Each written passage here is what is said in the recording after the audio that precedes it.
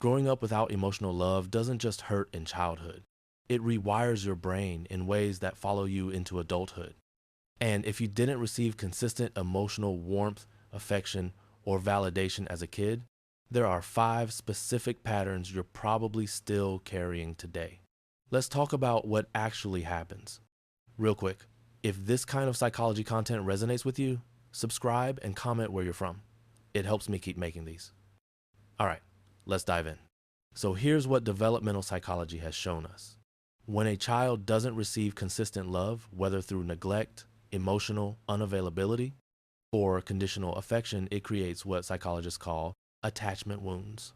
And these don't just fade with time. They shape how you see yourself, how you connect with others, and how you move through the world. Here are 5 ways this shows up. First, you become hypervigilant in relationships.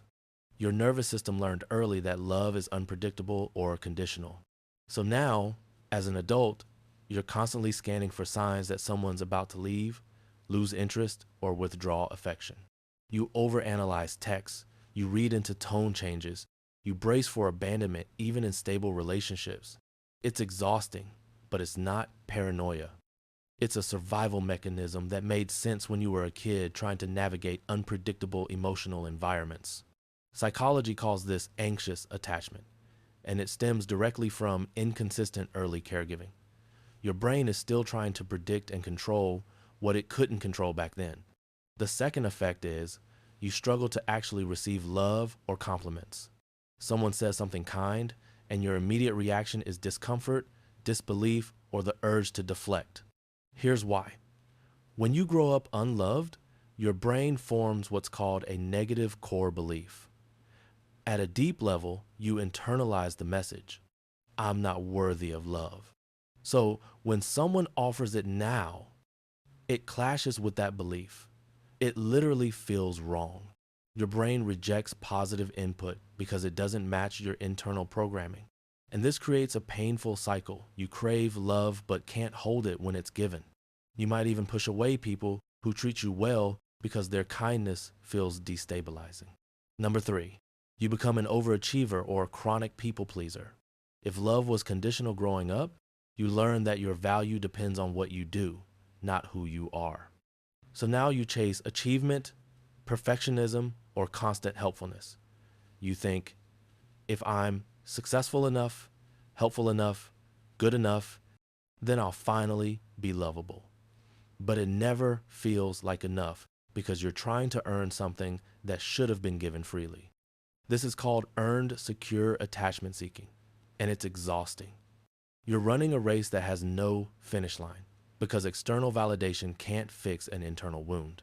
Number 4 effect is you might experience emotional numbness. When love wasn't safe or available, your brain learned to shut down emotions as a protective strategy. If you don't feel, you can't be hurt. But now, as an adult, you find it hard to access deep emotions. You feel disconnected from yourself and others. Relationships feel shallow because you can't let yourself be fully present. It's not that you don't care, it's that caring once meant pain, so your nervous system learned to stay neutral. Psychologists call this dissociation or emotional blunting. And it's one of the most misunderstood effects because from the outside, you might seem fine, but inside, you're far away from yourself. And finally, the 5th effect is you carry a deep fear of being a burden. If your needs were ignored, dismissed, or treated as inconvenient as a child, you learn to minimize yourself. Now you apologize constantly. You don't ask for help. You hide when you're struggling. You'd rather suffer alone than risk bothering someone. Because at some point, you internalized the belief that your existence, your needs, your feelings are too much. But here's the truth psychology wants you to know. Having needs doesn't make you a burden. It makes you human. The people who made you feel that way were wrong, and unlearning this is possible. If you recognize yourself in any of these 5 effects, I want you to know you're not broken.